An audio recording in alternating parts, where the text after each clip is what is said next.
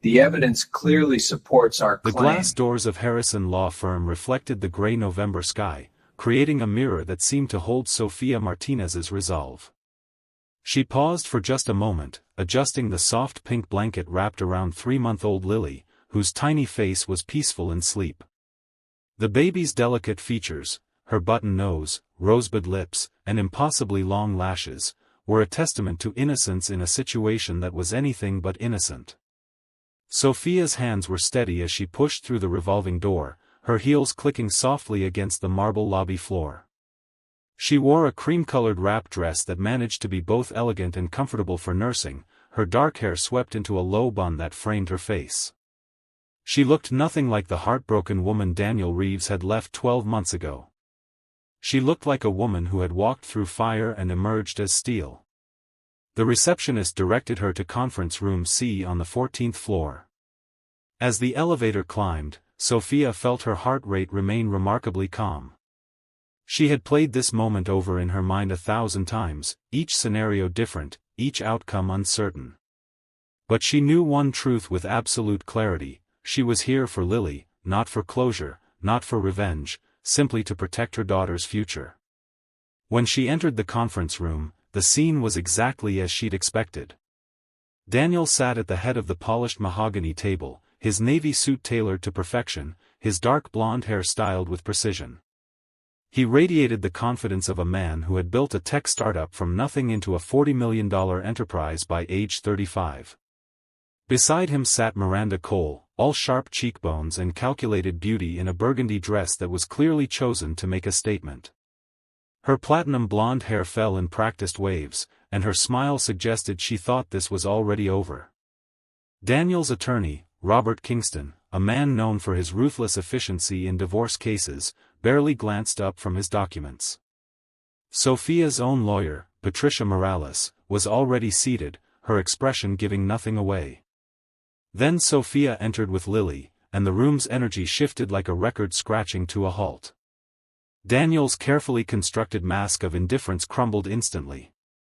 His blue eyes widened, his mouth falling open slightly as he stared at the bundle in Sophia's arms. Miranda's confident smile froze, then melted into confusion. Even Robert Kingston looked up sharply, his pen pausing mid-note. Sophia settled into her chair with practiced grace, positioning Lily's carrier on the table beside her briefcase. The baby stirred slightly, making a small sound that seemed impossibly loud in the sudden silence. "Good afternoon," Sophia said, her voice calm and professional. "I apologize if we're a few minutes late. Lily needed to be fed before we left, and she's on a very particular schedule at 3 months old." 3 months, Daniel repeated, his voice hollow. The word seemed to echo in his mind as the calculation happened automatically, unstoppably. 3 months old. They had separated 12 months ago.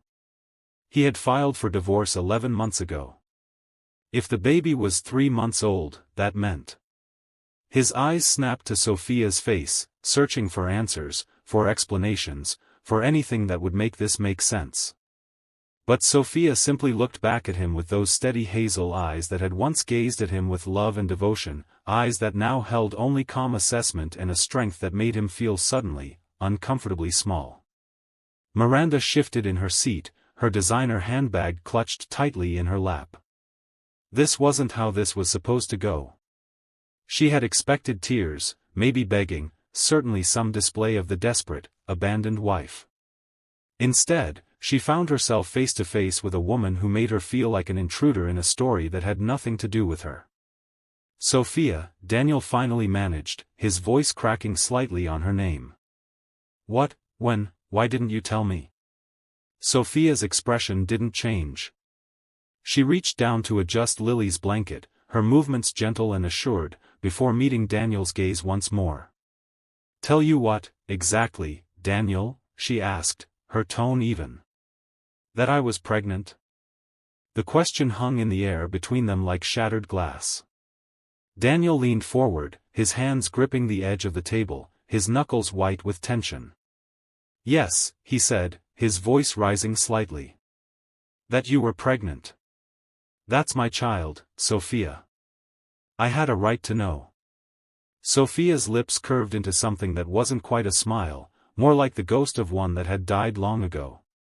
She reached into her bag and pulled out a folder, sliding it across the table with deliberate calm. Your child, she repeated softly. Interesting choice of words, Daniel. Let me answer your question with a timeline. She opened the folder, revealing a restaurant receipt dated exactly 1 year ago. Do you recognize this? Daniel stared at the paper. Marcello's. His favorite Italian restaurant downtown. I had made reservations at Marcello's for February 14th. Valentine's Day. I was going to tell you over dinner that we were going to be parents. Her voice remained steady, factual, as if reading a weather report. I had bought a little gift box with a positive pregnancy test and a pair of tiny shoes inside. I had it wrapped and everything. Miranda's face had gone pale. Daniel's jaw clenched. But you never gave me the chance to make that dinner, did you, Daniel? Because you came home at 3 in the afternoon and told me you wanted a divorce. That you had fallen in love with someone else. Sophia's eyes flickered briefly to Miranda, then back to Daniel. That our marriage had been a mistake from the beginning. That you deserved to be happy with someone who excited you. I didn't know, Daniel started. No, you didn't know because you didn't ask, Sophia interrupted, her voice finally showing an edge of steel. You didn't ask how I was feeling. You didn't ask if there was anything I needed to tell you. You simply announced your decision and moved out that same night. Tell me, Daniel, at what point in that scenario should I have chased after you to burden you with a baby you clearly didn't want? Robert Kingston cleared his throat. Mrs. Reeves. Ms. Martinez, Sophia corrected. I've gone back to my maiden name. Ms. Martinez, Robert continued, my client deserves to know if this child is biologically his. Of course, Sophia said without hesitation. I've already arranged for paternity testing at GenPoint Medical. We can go immediately after this meeting if Daniel wishes. I have absolutely nothing to hide. Lily is Daniel's biological daughter. She paused, letting the weight of that settle. But biology doesn't make someone a father, Mr. Kingston. Showing up does. Being there does. And Daniel has been absent since before Lily was even conceived in his mind. Daniel's face flushed with anger and something else, shame, perhaps, or the first stirrings of genuine regret. I want custody. Joint custody. Equal time. Patricia Morales finally spoke, her voice sharp and professional. Mr. Reeves, you abandoned your pregnant wife. You've had zero involvement in this child's life. Joint custody isn't automatic, it's earned.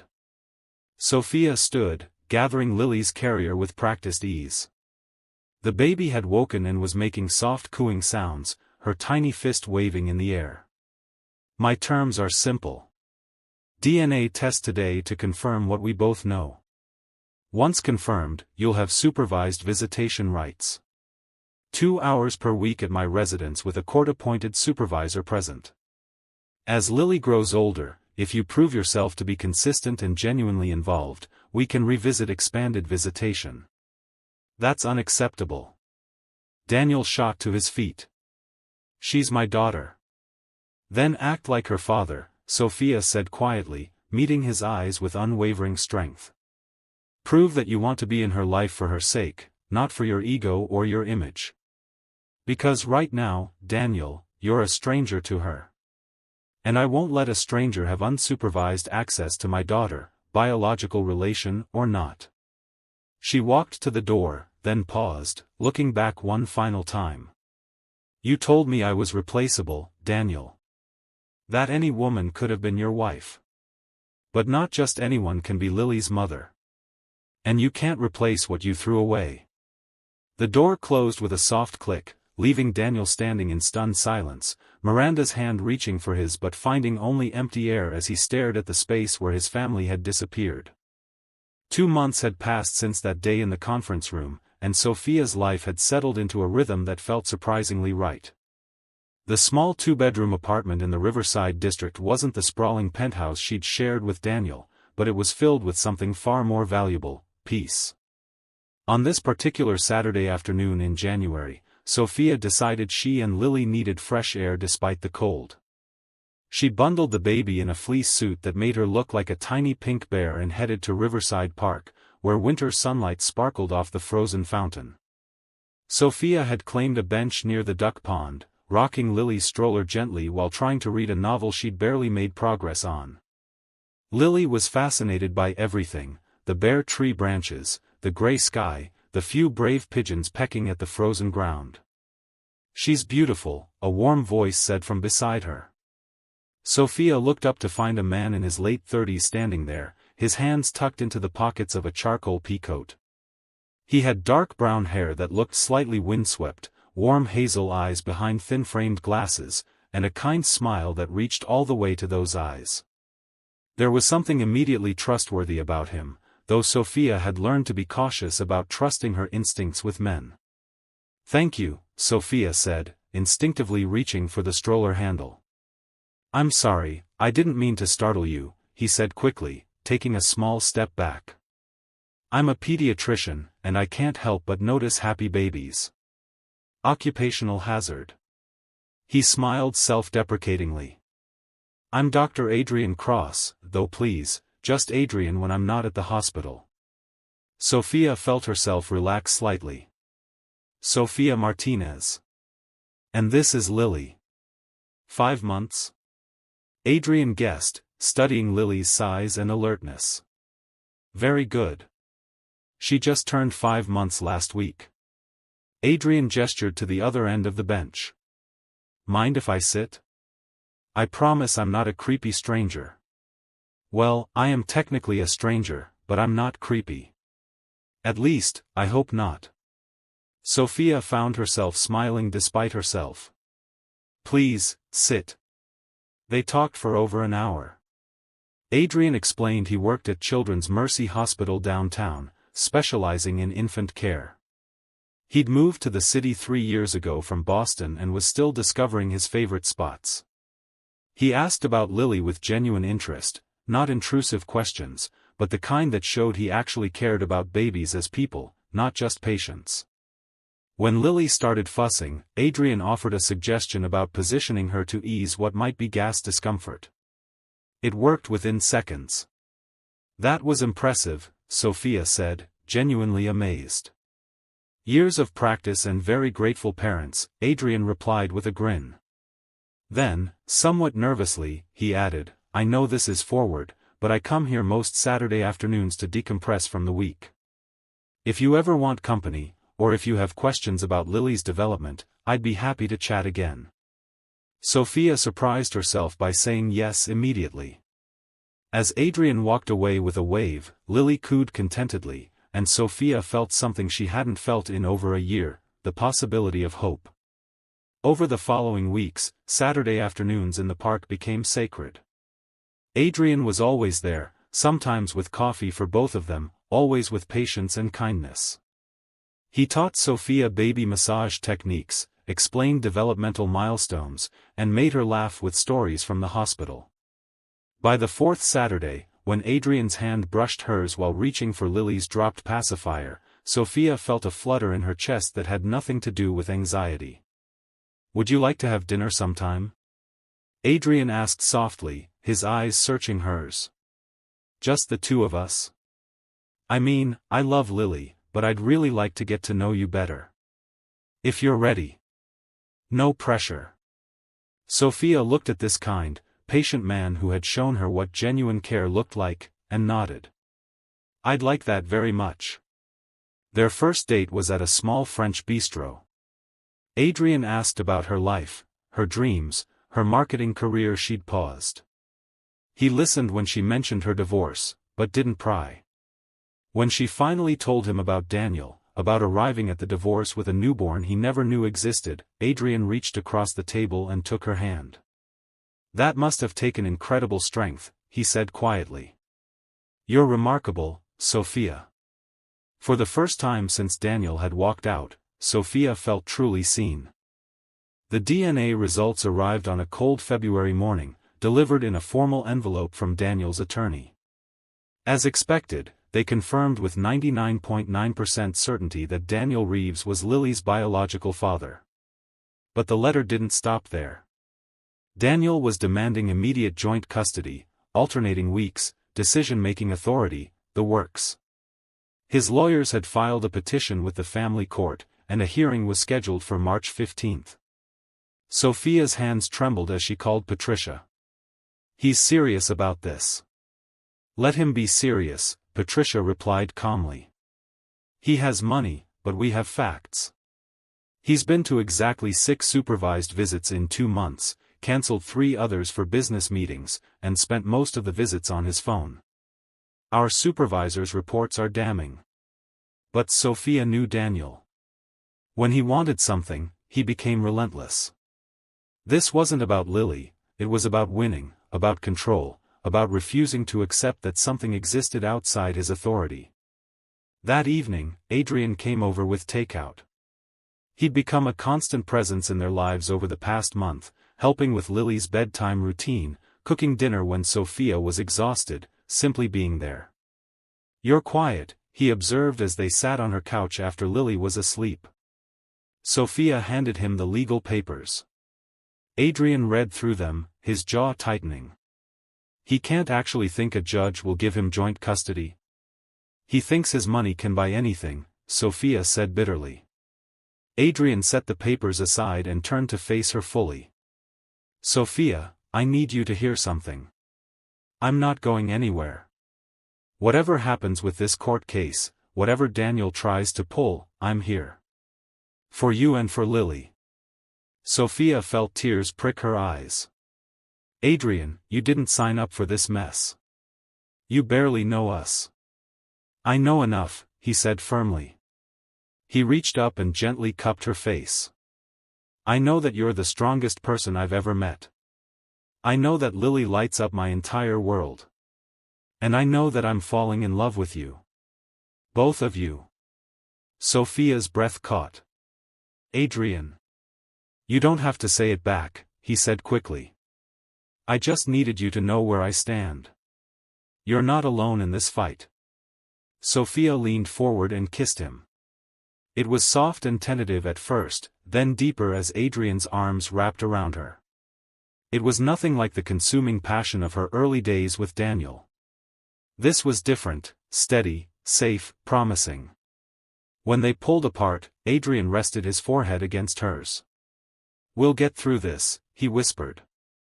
Meanwhile, across the city in his downtown penthouse, Daniel sat staring at his phone. He'd been following Sophia's social media. The few posts she made were mostly private, but mutual acquaintances had shared photos. Photos of Sophia laughing. Photos of Lily in someone else's arms. A man's arms. Daniel didn't know who this man was, but rage burned in his chest. He'd lost Sophia, his relationship with Miranda had imploded spectacularly when she realized he was obsessed with his ex-wife, and now some nobody was playing father to his daughter. He picked up his phone and called Robert Kingston. "I want full custody," he said coldly. "Whatever it takes. I want my daughter, and I want that man gone." The battle lines were drawn. The family courtroom was smaller than Sophia had imagined, with wood paneling and fluorescent lights that made everything feel both official and strangely mundane. Judge Helen Brennan presided, a woman in her early 60s with sharp eyes that had seen every manipulation tactic in the book. Sophia sat beside Patricia, with Adrian on her other side. Lily was with Sophia's mother today, spared from witnessing this fight over her future. Across the aisle, Daniel sat with his legal team, his expression carved from stone. Robert Kingston presented Daniel's case with calculated precision: successful entrepreneur, substantial resources, biological father rights, prepared nursery, hired professional nanny. He painted Daniel as a man ready to provide every advantage. Then Judge Brennan began asking questions. "Mr. Reeves, what time does Lily typically wake up in the morning?" Daniel hesitated. "Around 7, I believe." "You believe or you know?" I know. 7 o'clock. What's her current feeding schedule? Another pause. She eats every few hours. Formula. Is she on solid foods yet? I'm not certain. Judge Brennan's expression remained neutral, but something flickered in her eyes. Mr. Reeves, you've had supervised visitation twice weekly for 3 months. You don't know if your 6-month-old daughter is eating solid foods? I've been focused on bonding, Daniel said defensively. The details are the bonding, Mr. Reeves. Patricia called Sophia next. Under questioning, Sophia detailed Lily's routine with precision. She woke between 6:30 and 7, had started sweet potatoes and bananas 2 weeks ago, loved her stuffed elephant named Peanut, and hated having her face wiped after meals. She described Lily's emerging personality, her laugh, her fears, her joys. Then Patricia called Adrian. Objection, Robert stood. This man has no legal standing. He's a material witness to the child's daily life, Patricia countered.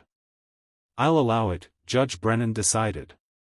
Adrian took the stand with quiet confidence. Dr. Cross, describe Lily's evening routine. Bath time at 6:45. She loves splashing but doesn't like water on her face, so we're careful.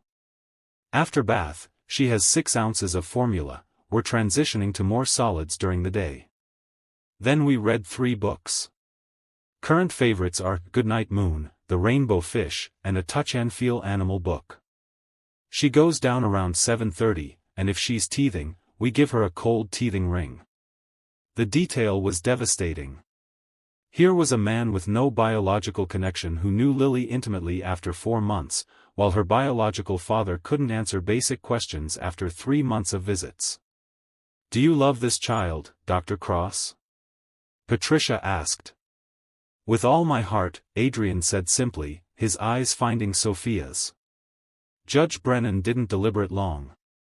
Primary custody to Ms. Martinez. Mr. Reeves, your visitation remains supervised for 6 months. After that, we'll reassess based on your demonstrated commitment. Joint custody denied. Outside the courthouse, Daniel intercepted them on the steps. You won, he said bitterly to Sophia. I didn't win anything, Daniel. But Lily did. She got the parent who actually wants to be there. 6 months later, Sophia stood in her apartment, now their apartment, as Adrian had moved in, watching him give Lily her bottle. He caught her staring and smiled. What are you thinking about? How sometimes the worst thing that happens to you leads to the best thing. Adrian reached for her hand. Marry me. Sophia looked at Lily, peacefully drinking her bottle in Adrian's arms, then at this man who had shown her what real love looked like. Yes, she whispered. 1,000 times yes. Behind them, the sunset painted the apartment in gold, and for the first time in years, Sophia's future looked brighter than her past.